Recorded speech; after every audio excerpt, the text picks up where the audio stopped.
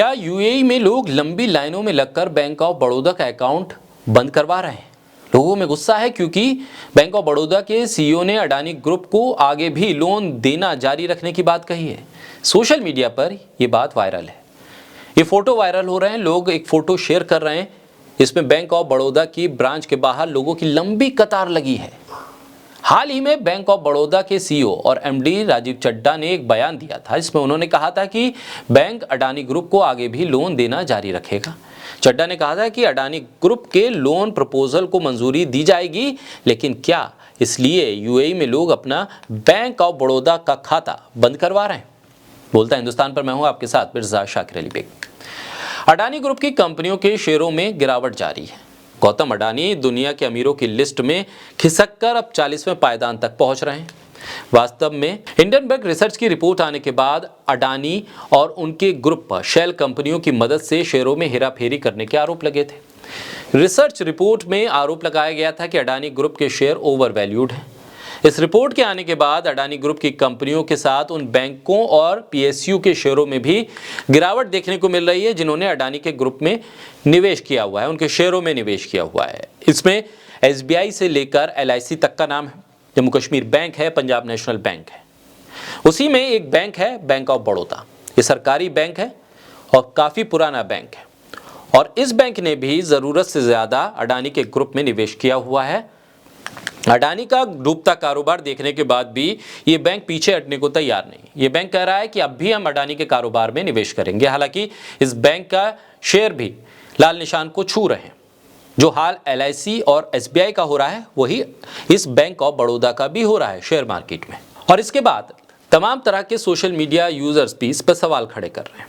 लोग पूछ रहे हैं कि आखिर किसके कहने पर बैंक ऑफ बड़ौदा इस बात के लिए तैयार है कि अडानी के इस घाटे के कारोबार में वो निवेश करने को अब भी तैयार है। ऐसे में एक तस्वीर सामने आई। इस तस्वीर में बैंक ऑफ बड़ौदा की ब्रांच के बाहर लोगों की लंबी लंबी लाइनें।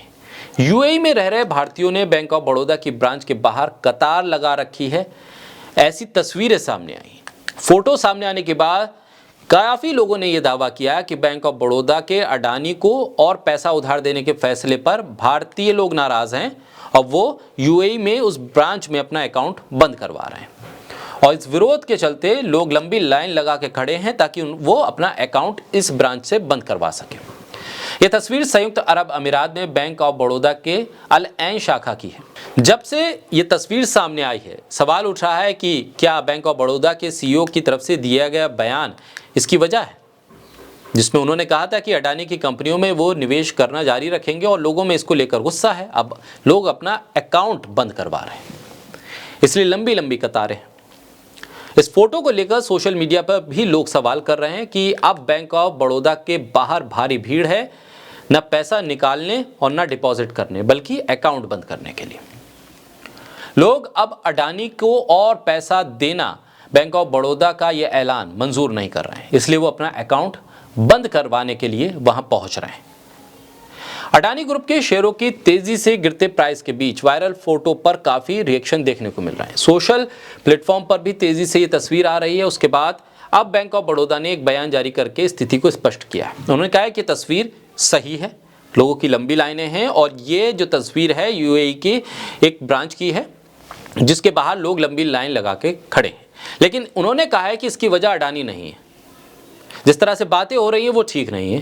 बैंक ने कहा है कि बैंक ऑफ बड़ौदा ने 1 साल पहले ही संयुक्त अरब अमीरात की अपनी अल ऐन शाखा को बंद करने का फैसला कर लिया था और इसीलिए संयुक्त अरब अमीरात के सेंट्रल बैंक से भी इसकी मंजूरी मिल गई थी।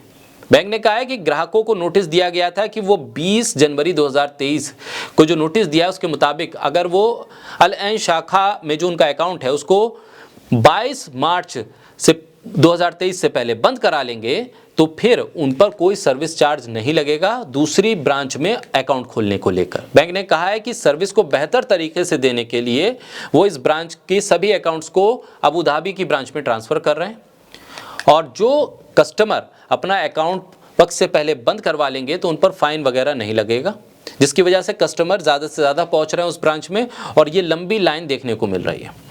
ऐसे में जो अडानी से ताल्लुक इस ब्रांच के बंद होने का बताया जा रहा है वो गलत है। दरअसल ये तमाम प्रक्रिया अकाउंट बंद करने की काफ़ी पहले शुरू हो गई थी। इस रिपोर्ट के आने से पहले ही लोग डेडलाइन से पहले ही अपना अकाउंट बंद करवाना चाहते हैं ताकि उन पर कोई पेनल्टी ना लगे।